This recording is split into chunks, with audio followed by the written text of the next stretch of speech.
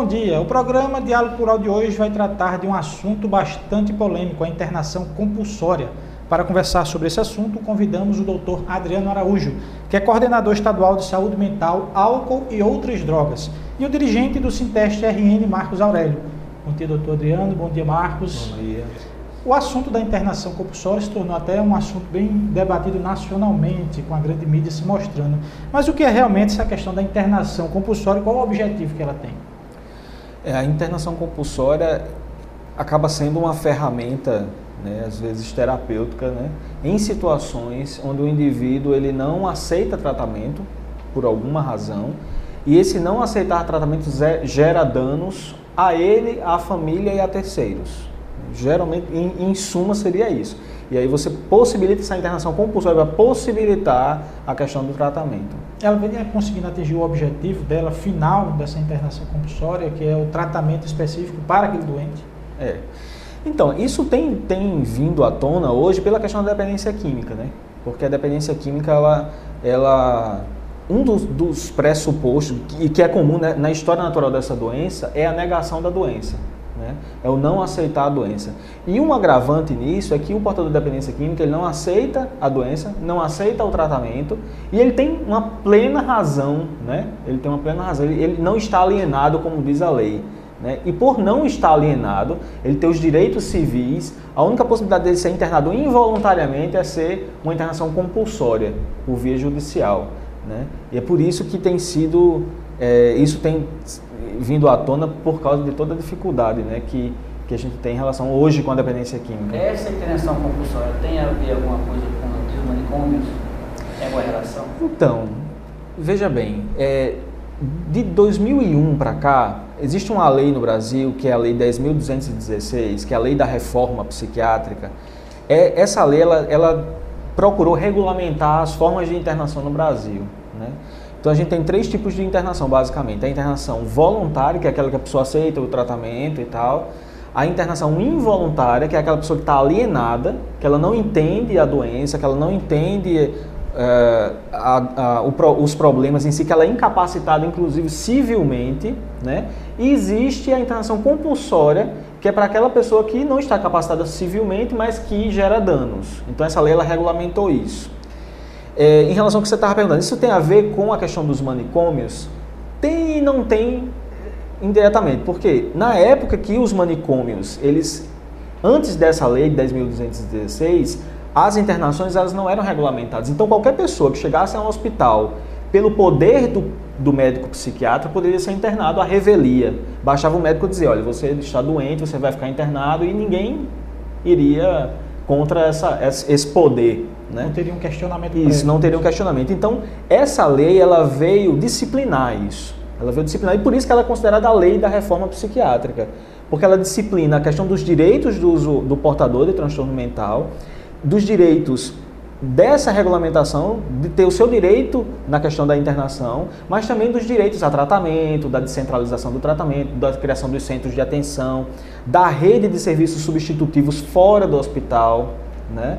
Então, hoje, essa questão da internação compulsória, ela acaba trazendo à tona uma grande preocupação, né? Que é uma preocupação nossa, de um dito novo poder, que não seria mais o poder do médico psiquiatra, mas seria um outro poder, que aí estaria agora no judiciário, que ele poderia determinar e internar quem ele bem entendesse, por exemplo. Né?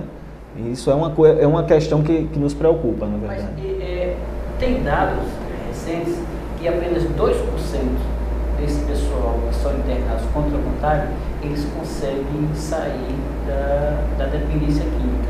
Isso é um fato, e essa internação compulsória, ela pode, de certa forma, aumentar a dependência química? Isso é fato. Se você usar só a internação e a internação compulsória como única ferramenta de tratamento, realmente a estatística é essa, de 2%.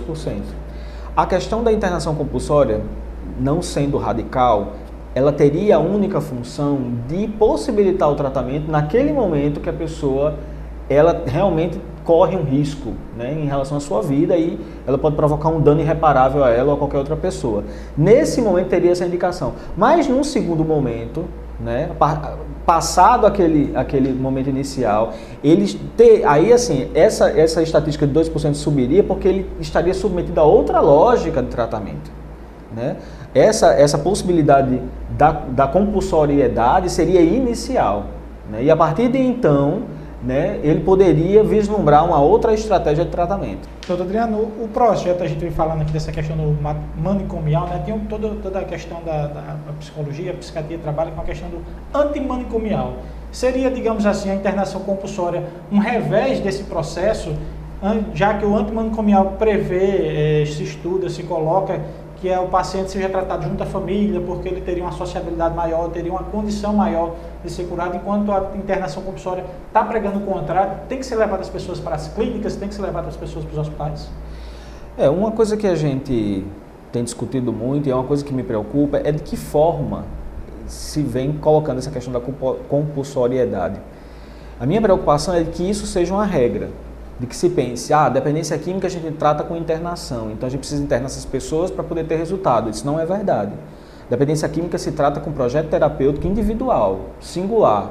Cada pessoa, cada sujeito vai responder a uma lógica diferente, não existe receita de bolo para isso. Então aí nessa lógica há um perigo. Se eu penso na internação compulsória como um tratamento massificado, eu realmente penso num retrocesso, porque de nada serviria, como, né, bem foi colocado aqui, essa questão de apenas 2% das pessoas responderiam a esse tratamento, né? Agora, se eu penso nisso como uma ferramenta, né, um aspecto do tratamento, até isso pode ser pensado e cogitado. Agora, o que eu sou radicalmente contra, dentro desse contexto, são os recolhimentos. É o que aconteceu em São Paulo e no Rio de Janeiro, de colocar uma van na rua, ir para os lugares onde existem pessoas em situação de rua ou não, que estejam usando substâncias lícitas ou ilícitas, né, e recolher essas pessoas e, de forma vertical e autoritária, dizer, olha, você está aqui, você está provocando danos à sociedade de uma forma higienista, e recolher as pessoas e internar compulsoriamente. Isso eu sou absolutamente contra, né?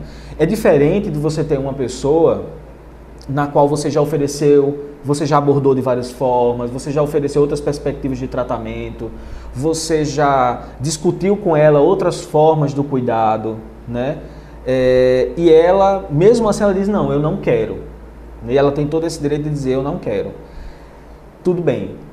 Até aí tudo bem. Agora, a partir do momento que ela começa que esse não querer começa a trazer danos, aí às vezes, infelizmente, e aí esses danos são danos reais, né? Vou dar só um exemplo de um caso, por exemplo, de um paciente que eu atendi recentemente, que era uma pessoa que eu já acompanhava no CAPS, no Centro de Atenção Psicossocial que eu trabalho, e que era uma pessoa que eu já acompanhava, assim, porque ele nunca aderiu a tratamento, mas ele sempre, de forma ocasional, conversava com a gente e tal. E aí chegou um momento que ele começou, nas crises, ele começou a ficar muito agressivo, e ele espancava a mãe, nos momentos de agressividade, quando intoxicado. Porque ele chegava em casa, a mãe não queria dar dinheiro para ele usar a droga, ele queria furtar os objetos, ela também não queria deixar ele furtar, e ele espancava, né? Ela chegou uma vez no CAPS, inclusive, com o braço imobilizado por uma dessas situações. E aí existia uma causa concreta ali, existia um risco à vida dela. Então, naquele momento, realmente a gente solicitou, eu orientei a mãe que procurasse essa possibilidade, porque ou a gente fazia isso, né, ou a gente não sabia o que podia acontecer, né? Mas existia toda uma discussão anterior, né, toda uma lógica, toda uma tentativa de negociar com ele formas de tratamento. Doutor Adriano, buscar a questão social seria também uma forma de tratar, digamos assim, você leva um paciente a uma internação compulsória, mas o meio em que ele vai voltar, a condição de trabalho dele, de não conseguir um trabalho, de uma família desestruturada, também pesa muito nessa questão. Pesa, né? Assim, a Coordenação Nacional de Saúde Mental, eles têm uma prerrogativa, eles falam uma coisa que eu acho bem interessante e que eu concordo, que eles dizem que o tratamento, o cuidado, ele não depende só da saúde, né? Eles colocam duas outras coisas dentro disso que vai ser fundamental para essa reinserção. Eles colocam moradia e renda, né? Tanto é que o governo federal ele tem trabalhado do ponto de vista intersetorial, né? O programa O Crack é Possível Vencer, que o Estado do Rio Grande do Norte está tentando aderir, né? Até uma tentativa de conseguir recurso financeiro específico para isso. Esse programa é um programa interministerial. Ele envolve o Ministério da Justiça, da Educação, da Saúde, né, da Assistência Social, né? E nesse aspecto de poder possibilitar o cuidado, mas ao mesmo tempo possibilitar a reinserção social, a garantia de geração de renda, né? Porque sem isso fica muito difícil de lidar com essa questão da dependência química. Doutor Adriano, eu vou pedir só um tempinho, que nós já passamos um pouquinho desse primeiro bloco, a gente volta no próximo bloco conversando um pouquinho mais sobre a questão da internação compulsória. Nós voltamos em 30 segundos.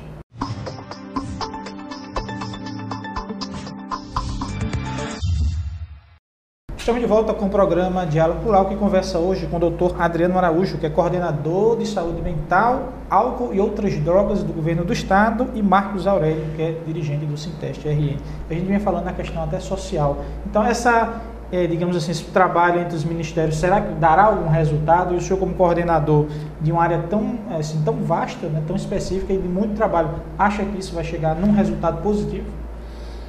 É o que a gente espera, né? Assim, eu particularmente sou muito otimista, não pelo governo X ou Y, não nesse sentido. Na verdade, teria que ser um programa de governo, não assim do Estado. É uma política de Estado, né? Eu sou a favor, eu sou otimista porque eu percebo hoje que a saúde mental é uma política de Estado, né? Porque independente do governo que se estabelece aí, essa política tem persistido. E se a gente olha historicamente, né, nos últimos 10 anos, desde 2001, muita coisa mudou, né? Muitos serviços foram implantados, a gente conseguiu realmente diminuir essa lógica da internação psiquiátrica como única forma de tratamento, enfim, isso a gente conseguiu avançar bastante. Então, eu prefiro acreditar que a gente vai conseguir realmente caminhar nesse sentido de ter uma lógica de tratamento mais adequada para o portador de dependência química.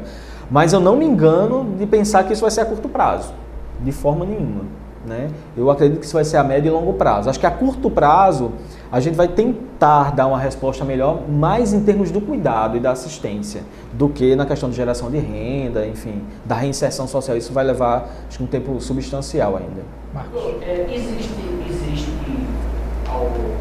algum dado concreto de que o crack é a droga do momento?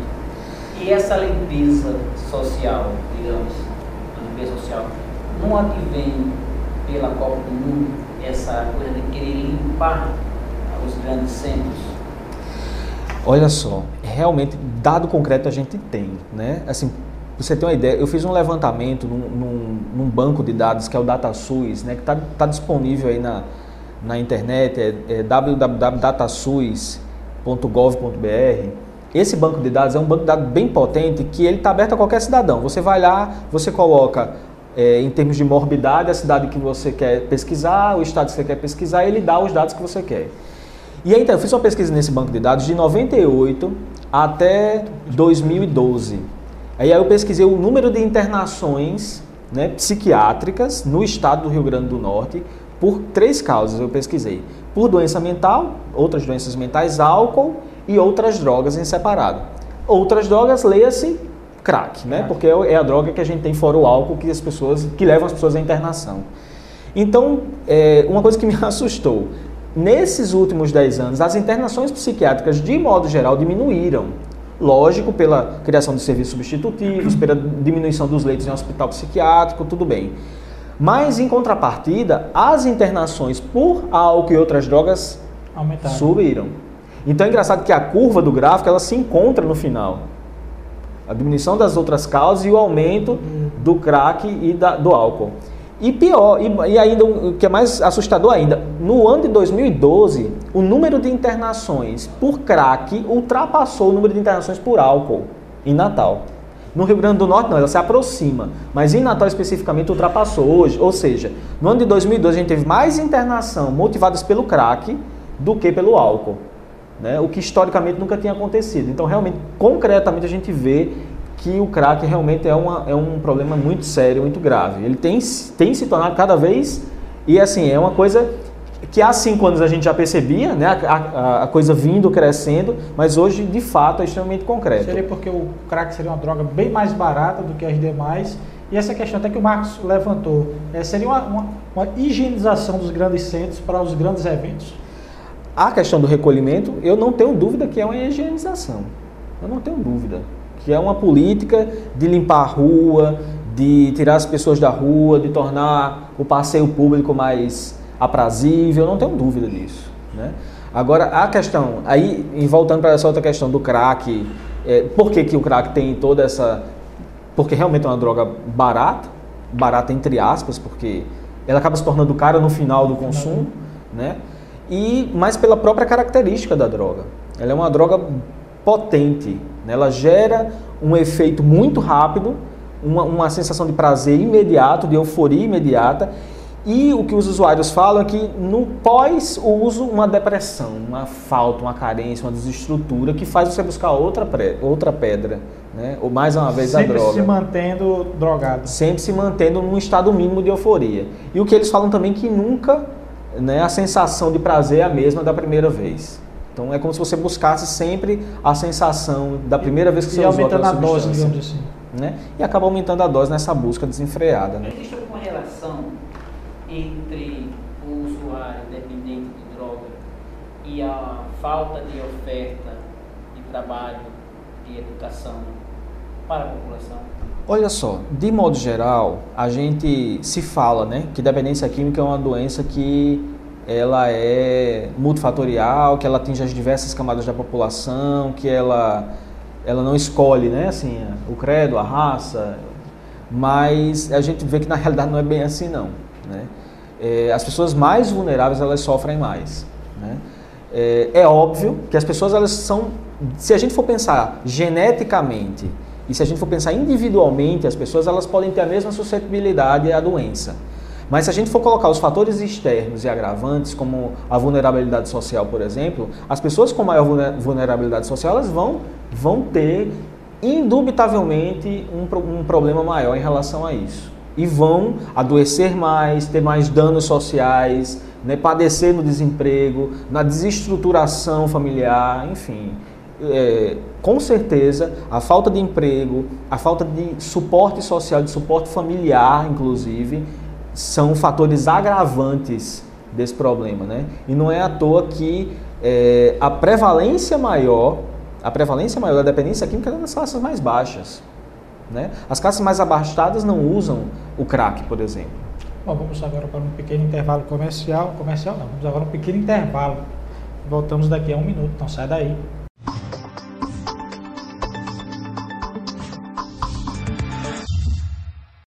Estamos de volta com o programa Diálogo Plural, que discute hoje sobre a internação compulsória com o Dr. Adriano Araújo, que é coordenador estadual de saúde mental, álcool e outras drogas, e Marcos Aurélio, que é dirigente do Sinteste RN. Doutor, com relação à aceitação da população ou não, o senhor acha que essa internação compulsória, fazendo essa higienização, a sociedade está aceitando mais? É uma espécie de uma hipocrisia em não querer aceitar que existe o problema e que ele deve ser tratado de forma mais séria? Eu sempre disse isso, mas eu acho que a nossa sociedade ela é manicomial, né? Se você faz uma enquete na rua, as pessoas, de modo geral, se você perguntar o que você acha que tem que fazer com o transtorno mental, de modo geral, a gente tem que internar, né? Se faz essa brincadeira no dia, eu vou internar você, que você está fora da casinha e tal, né? Então, assim, de modo geral, se a gente pergunta, as pessoas elas vão concordar sim. Elas acham que essas pessoas têm que estar internadas, que essas pessoas incomodam, né? Quem é que não se sente incomodado com o cara que está lá no sinal, limpando o para-brisa, pedindo a moedinha para, né, comprar a pedra dele e tal?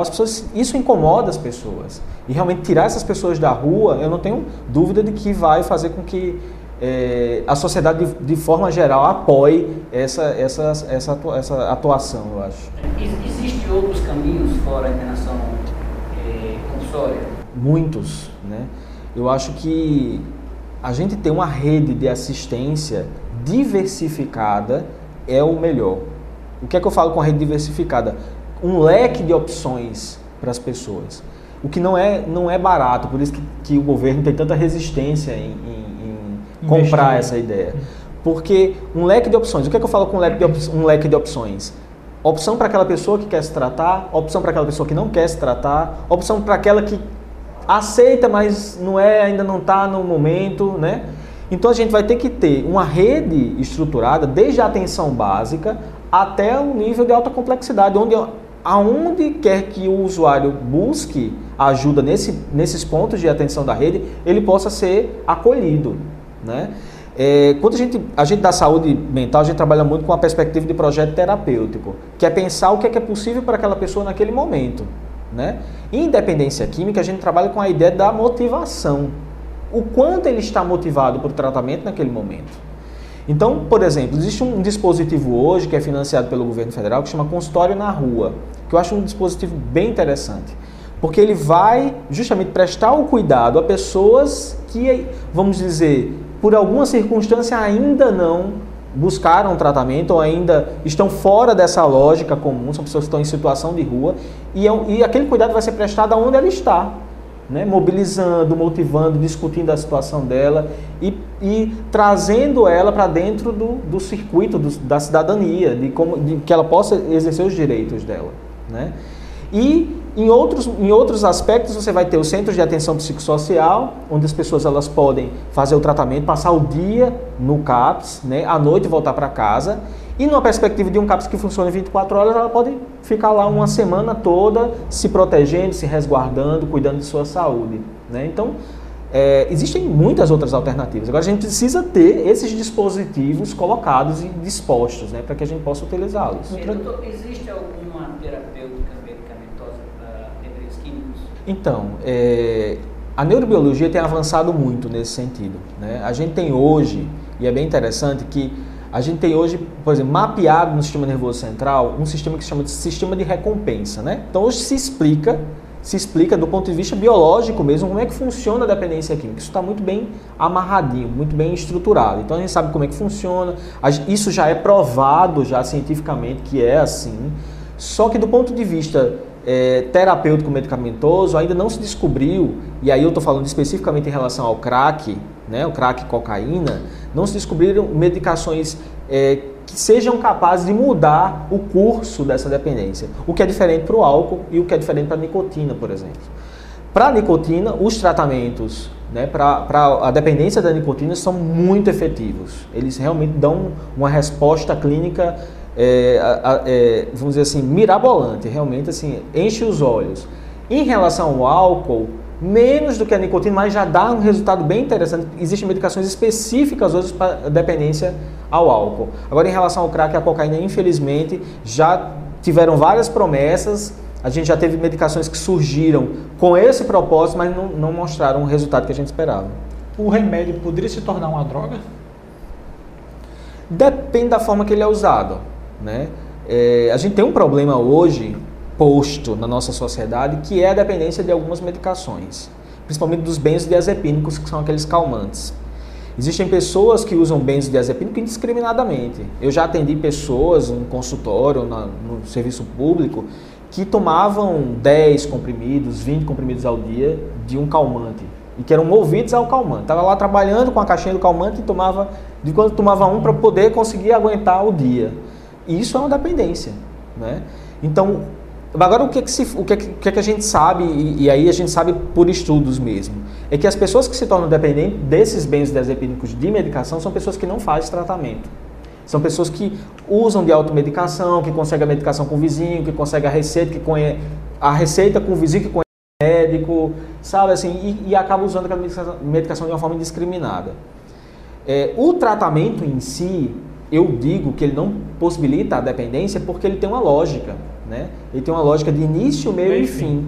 E mesmo que ele não tenha fim, por ser uma doença crônica, ele tem estratégias, que aí a questão eu vou ficar tomando remédio para controlar uma doença, se for uma doença crônica, mas não porque eu sou dependente. São duas coisas diferentes, né? É diferente eu tomar um remédio para controlar uma doença que é crônica e eu tomar um remédio porque eu não consigo parar, porque se eu paro eu entro em abstinência. São duas coisas diferentes. Doutor Adriano, o senhor acha que buscar também a sociedade no berço, digamos assim, disciplinas nas escolas públicas e privadas para exatamente mostrar essa problemática para não se chegar a isso que a gente está se passando de internação compulsória, de todo esse problema dentro da sociedade. É uma das saídas também, digamos assim, não terapêuticas, mas que possam educacionais para atingir um público que se possa livrar das drogas? A educação é o berço, eu acho, assim, né? Um cidadão que consiga realmente entender todo esse processo, entender como é que funciona. É óbvio, né, que a gente não pode achar que isso vai ser 100%, mas entender todo esse processo e ter uma boa educação no sentido de poder fazer escolhas mais adequadas vai ajudar substancialmente. e é uma ideia que eu já levei para a Secretaria de Educação, discutindo com as pessoas que trabalham com a questão da droga, da prevenção de droga dentro da Secretaria, ter no currículo, né, uma disciplina ou ser um conhecimento transversal dentro das disciplinas, porque é possível você, na biologia, abordar o assunto, na matemática, no português, abordar esse assunto de forma transversal, é possível também. Fazer isso é uma coisa fundamental e a gente precisa, e assim, é uma coisa que eu particularmente defendo, né? Como a gente tem tido momentos dentro da gestão de discutir com as outras secretarias, a gente tem defendido isso junto a eles. Como o Rio Grande do Norte vem tratando esse problema? Porque nós sabemos que na Europa, em países envolvidos, tem internação compulsória, mas lá é regulamentado. Aqui no Rio Grande do Norte, como é que o governo vem tratando esse problema social? Agora nós temos rapidinho 1 minuto, é muito rápido para se resumir, mas 1 minutinho que a gente está chegando ao final do nosso programa. O Estado, o que aconteceu do ano passado para cá, que a governadora ela celebrou um acordo intersecretarias, né, que se chamou RN Vida. Foi um acordo entre as secretarias de saúde, educação, assistência social, na ideia de esse grupo possibilitar um plano de enfrentamento ao crack dentro do Estado. Né? Celebrou-se esse acordo, inclusive com o Ministério Público, se construíram vários projetos nesse sentido, né, para mobilizar estratégias de tratamento, mas a gente teve problema com a questão do recurso. E aí, hoje, a nossa, vamos dizer assim, nossa luz seria essa adesão ao programa federal que é o CRAC é possível vencer, que aí veria um recurso específico para isso e a gente possibilitar essa questão do tratamento. Agora, uma coisa que eu defendo é que no nosso estado não tenha essa lógica da internação compulsória como fim, né? O que é que eu quero dizer com isso? Porque em outros estados se criaram, assim, do Rio de Janeiro, São Paulo, sedes onde serviram sedes de triagem para internação compulsória. Isso eu discordo plenamente. Não é uma coisa que eu defenda. Eu acho que a gente precisa lutar, assim, pelo serviço substitutivo, pela descentralização, né? E que as pessoas elas possam ser cuidadas. A internação compulsória no nosso país ela é regulamentada, existe uma lei que regulamenta, mas isso não quer dizer que ela é a única ferramenta e a gente precisa massificar isso. Bom, nós estamos chegando ao final do nosso programa, ao Diálogo Pro de hoje. Nós gostaríamos de agradecer ao doutor Adriano Araújo, que é coordenador estadual de saúde mental, álcool e outras drogas, pela sua participação aqui no nosso programa. Agradecemos também ao Marcos Aurélio, que é dirigente do Sinteste RN. Se você quiser mais informações, acompanhe as nossas atualizações no Twitter, que é o @SintesteRN. No nosso site, que é o www.sintesterrn.org.br, ou na nossa fanpage do Facebook, que é o facebook.com/SintesteRN. Até o próximo sábado.